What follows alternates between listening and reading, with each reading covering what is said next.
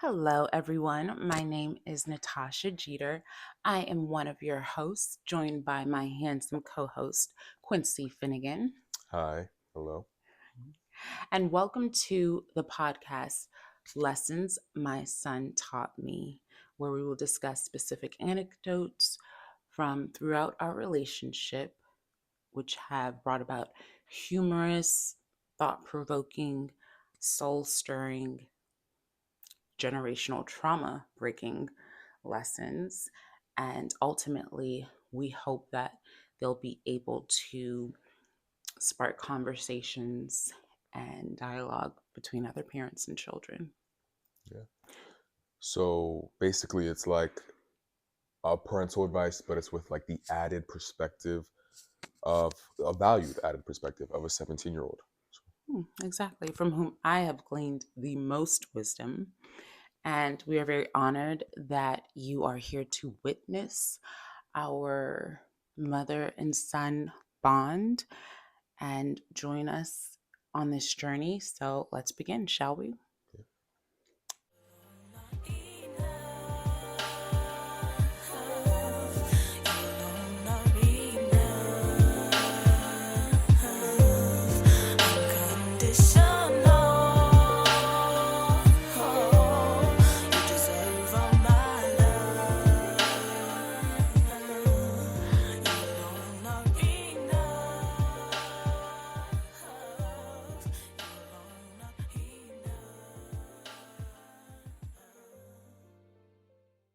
So, for our very first podcast, we are discussing the lesson in which Quincy taught me of how to accept critique. It was a little harsh, but it was um, very necessary critique. Do you remember that lesson? Yep, I do. It was perhaps about 7 or maybe 8 months ago at this point. And if I can paint a general picture, I had gone to pick him up from test prep one night, and I got out of the driver's seat of the car and into the passengers because he was practicing driving. He was going to be getting his driver's license. Hmm. And I asked what any loving parent would ask: how was test prep? What strategies did you learn? I'm Yeah. in education, so I ask very specific questions. And he answered, accordingly. But when he spoke, he said, Mama, I actually wanted to talk to you about something. And I was like, okay, of course, sure. And when he turned the radio down, I noticed not only did he turn it down, he turned it all the way off. Mm. So I was like, uh-oh, this is going to be serious. My mind went somewhere specific. It was homecoming week. Homecoming weekend was coming up. Immediately, I'm like, all right, this is it. He's got a girlfriend. We've had the talk. His dad has had the talk with him. His Hmm. stepmama has had the talk with him. I know where this is going, right? Yeah. I couldn't have been more wrong. Go ahead and tell the people what you was finna tell me. So basically, I it was really like I tried to come at it like as nice as possible.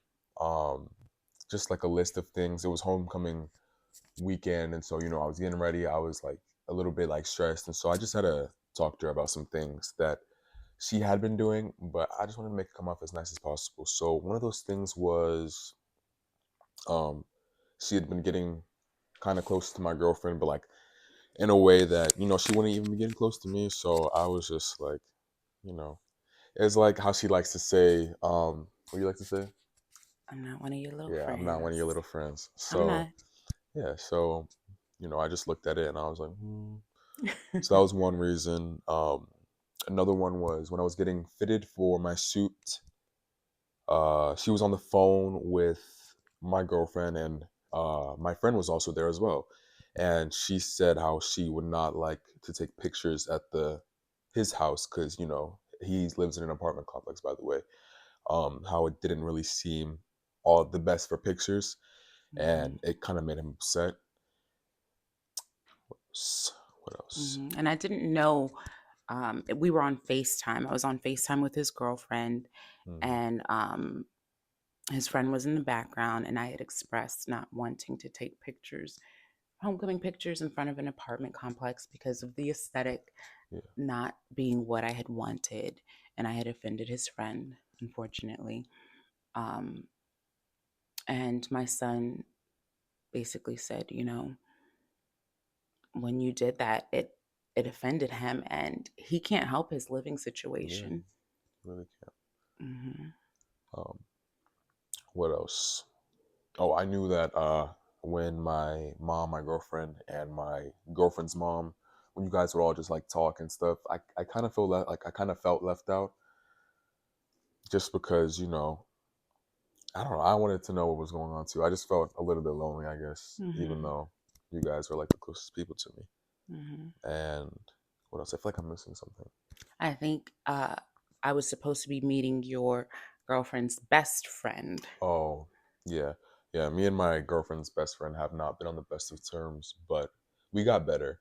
And so I just didn't want to I didn't want my mom to come off a little bit like mean, or I guess maybe standoffish a little bit when they met at the homecoming gathering, before Hmm. homecoming, of course. But Yeah. So to summarize that all up, and if you haven't picked up on it, my son gave me a list of grievances of basically my behavior over the past week leading up to homecoming that didn't sit well with him. He said, "I feel like you're getting too close to my girlfriend. hmm When you spoke about not wanting to take pictures at my friend's house because he has an apartment, it offended him. He can't help his living situation. When you talk to my girlfriend and her mom and leave me out of it, it makes me feel left out." Oh, another thing you had said, mm. um, this was actually important. You said, when I tell you Oh, I don't want to do something, but you tell my girlfriend and try to convince her to tell me to do it, I don't appreciate that.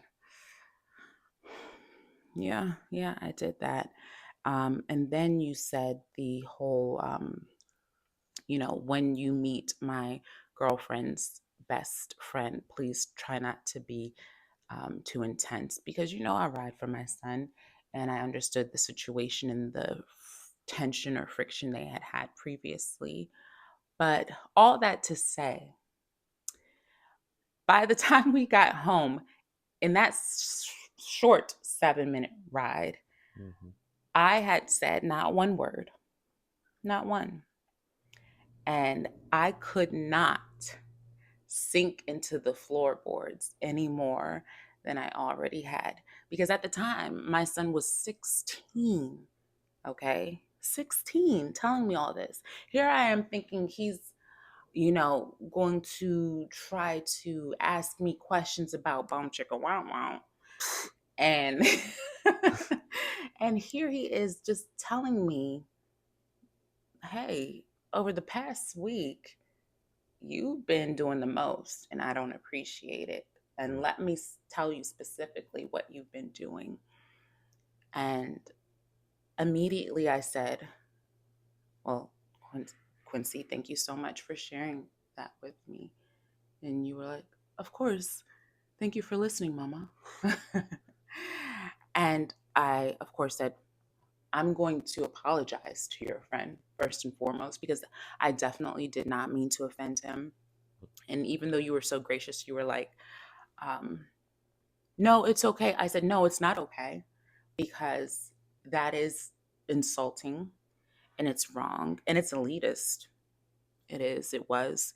And I need him to know that adults can apologize when they are wrong.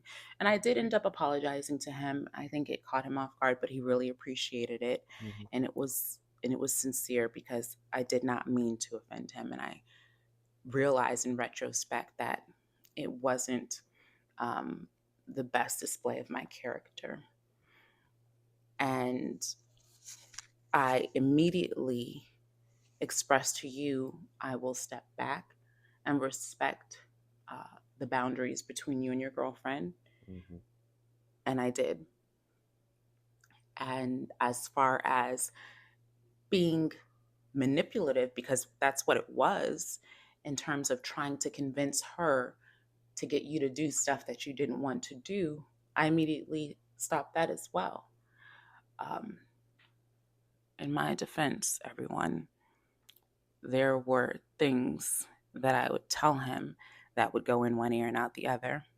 But then when his girlfriend mentioned it, oh, wow, she said this, as if it was the first time he was hearing it.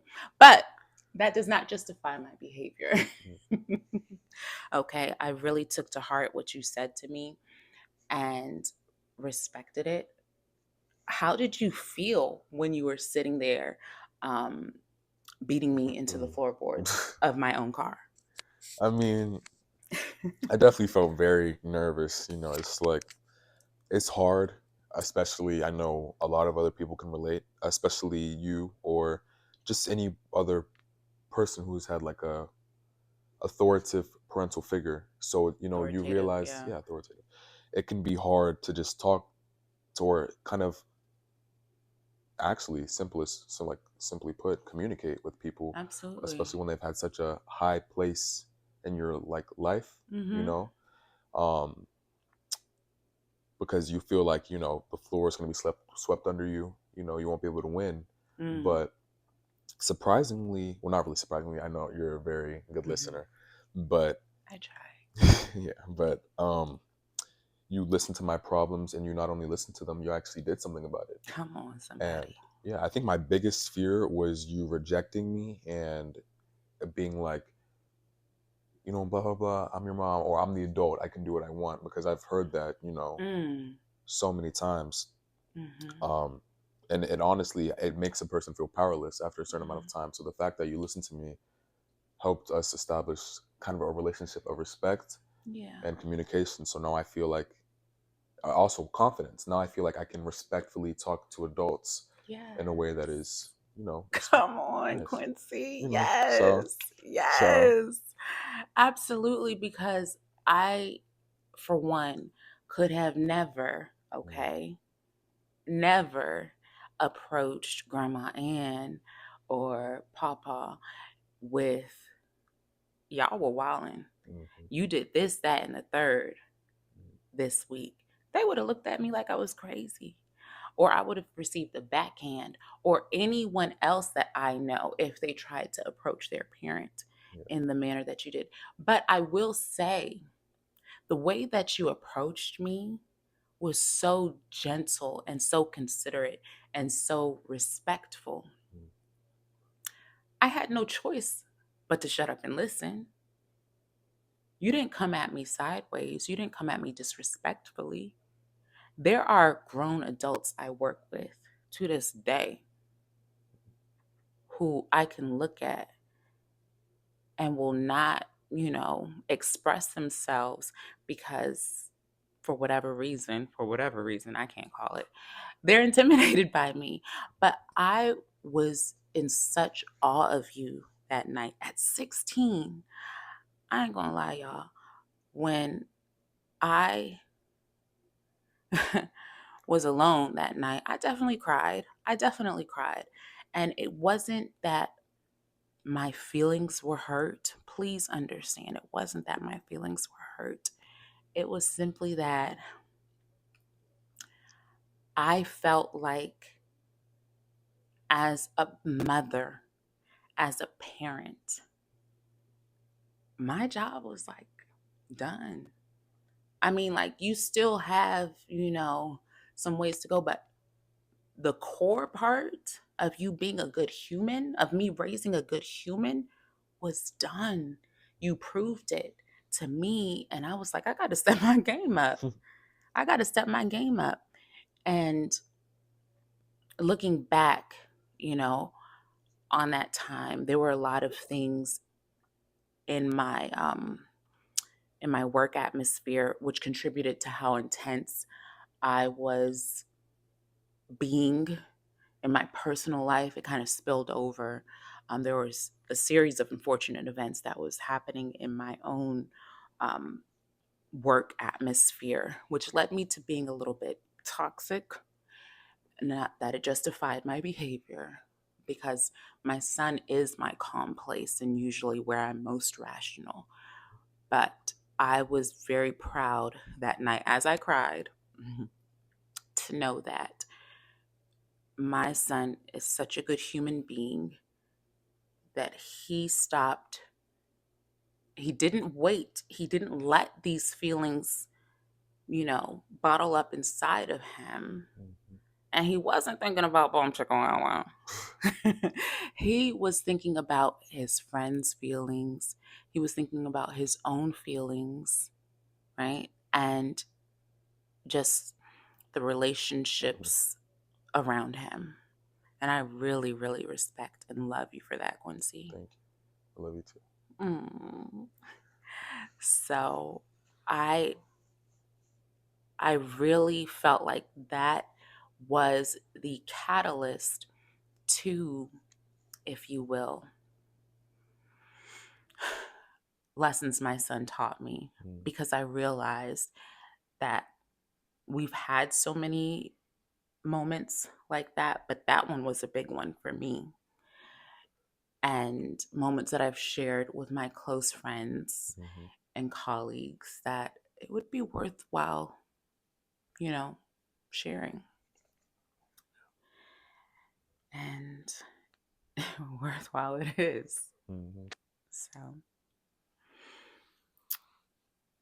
did you have anything else you wanted to say about that? No, actually, but no, it was definitely. It felt good. It was very nerve wracking. I'm pretty sure like my heart was beating so fast, but definitely felt good to get off my chest. And to not be criticized for it. Mm, It's just like it's a weight. Honestly, it's like a weight, like a literal weight being lifted off of your shoulders.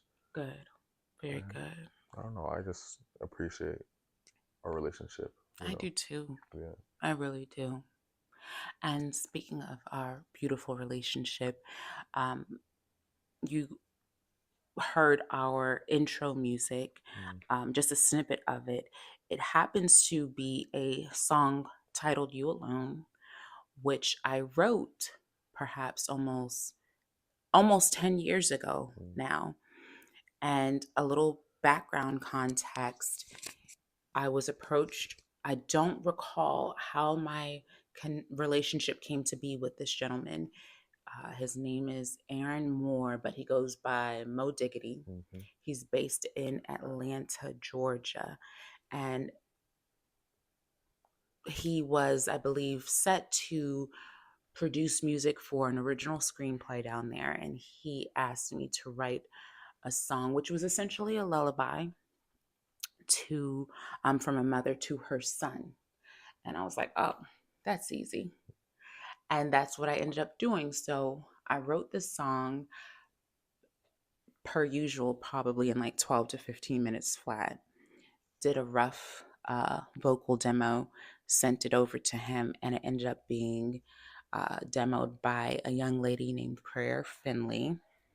And because this is our first episode and we can do what we want, we are going to actually play that song at length for you all so that way you can hear the lyrics.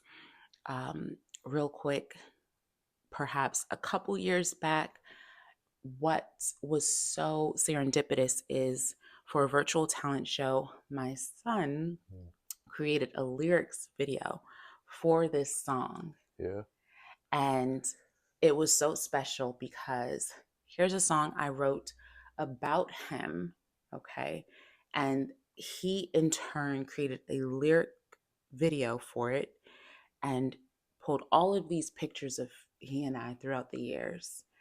And it just came full circle. Yeah. I mean, my son, my son, my son, my son. So we are about to listen to You Alone, written by yours truly, produced by Aaron Moore, Mhm. and sang by Prayer Finley.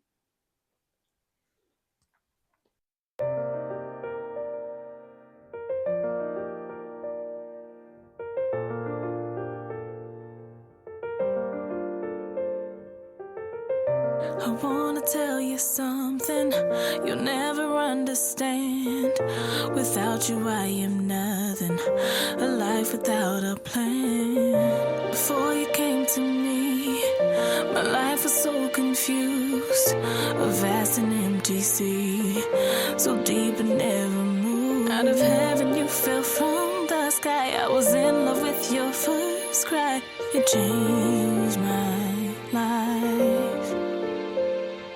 May not ever know the reason why. Keep this all between just you and I. You gave me life. You alone are enough. You alone are enough.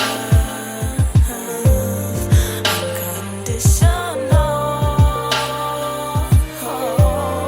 You deserve all my love. You alone are enough. You alone are enough. I wanna be your shelter, protect you from the storm.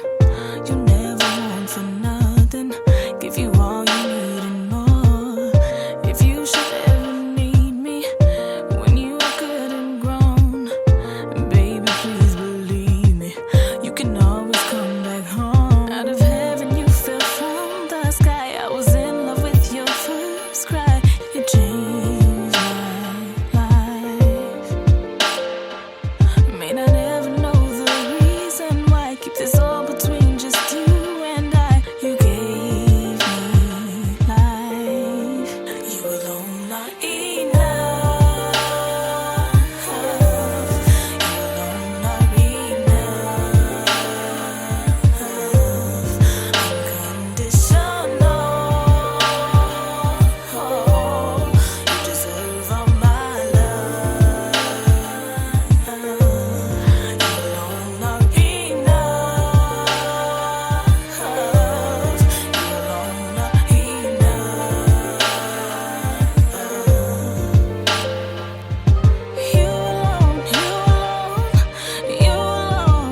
you alone, you alone are enough. So hush, little baby, don't you make a sound. Mama loves you so much, she'll always be around. Don't need a mockingbird or a diamond ring. 'Cause you alone are everything. You alone are enough. You alone are enough. You're unconditional.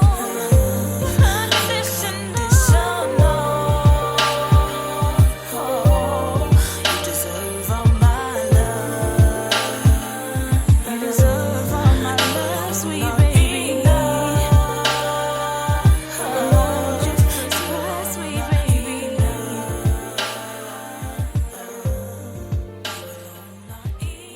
All right. So that was You Alone. Quincy, what did you think about that song when I first played it for you years and years ago, almost a Yeah, decade ago? yeah. I remember you playing it for me up there, like, well, in your room. Up there, Yeah, like where? yeah. They In can't the see up there. clouds, No, bro. nah, Please. in your room, and I Mm-hmm. was honestly just, I don't know how to put it, like in little kid terms. I was amazed, Mm-hmm. you know, because like I don't know any parents that would write a song for their kids. Okay. Like there are some parents out there who don't have the same affinity for having a child. Like, Come on, vocabulary. yeah, like I just learned that that word, by test the way. prep. That test It, prep paid off. no, yeah, and you had me when you were younger as well, I so did. you really did not need to have such a love for me like you did because you were so young. I know that things were, I don't know, because I wasn't kicking it like that, but You uh weren't. I understand that things were hard, money was hard, relationships are hard, family is Mm-hmm. hard, but Mm-hmm. you still went out of your way to take care of me and raise me into the Mm. person that I am. Absolutely. Absolutely. So, for those of you who aren't aware, I had my son. I was 19 when I became pregnant with my son, and 20 when I had him. Mhm. All right. So that helps me keep our ages together as best as possible because we're 20 years apart. Mhm. At the moment, I am 37 and he's 17. It's Mhm. easier for me to keep track of his age than it is mine. But yes, and his father and I were still in college and still on the dean's list. And we definitely made it happen. And it was like we didn't miss a beat. Mhm. So, yes, thank you so much um, for even acknowledging that because you were born out of love and there wasn't a second thought as to, keeping you or having you. It was just like, okay, well, we're having a child and let's get prenatal vitamins. I mean, like, it was surreal, but that's kind of, we just jumped into it. We were mature and responsible and decided to move forward with everything accordingly. Um, what would you say your favorite lyrics are in the song? Um, I don't know the exact lines, but when it mentioned that you always have a place to come home, that one Hmm. really was nice, especially as I'm getting older. It's And the economy is economizing, baby. yeah, no, Absolutely. Absolutely. You Mhm. always will um, have a place to come home. My favorite lyrics are the pre chorus. Out of heaven you fell from the sky. I was in love with your first cry. It changed my life. Mm. But this last part may not ever know the reason why.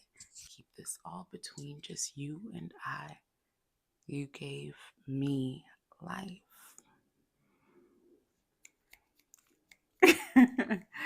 But really, you've given me such purpose. And if I never accomplish anything else great in my life, I have done enough, with you Mm. because you are such an amazing reflection of me. You are your own person, but you are such an incredible human being that I'm excited for the world to experience you, you know, and you make me look good. You do.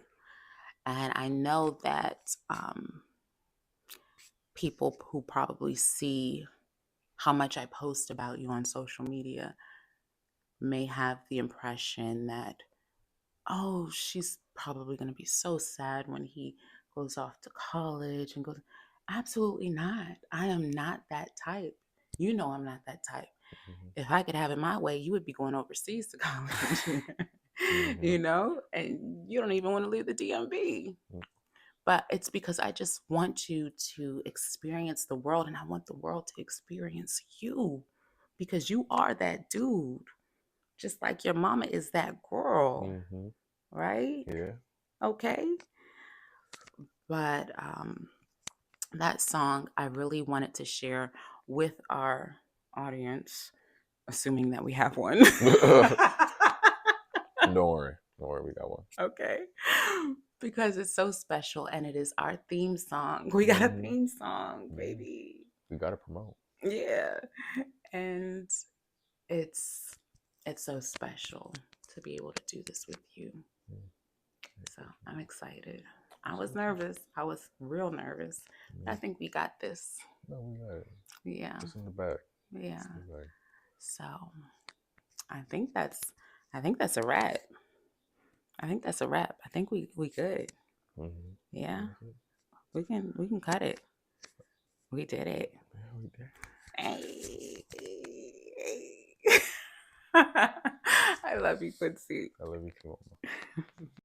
Thank you all so much for watching. Don't forget to like, comment, share, and subscribe.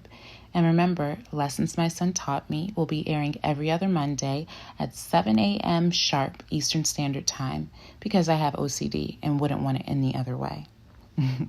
See you all next episode.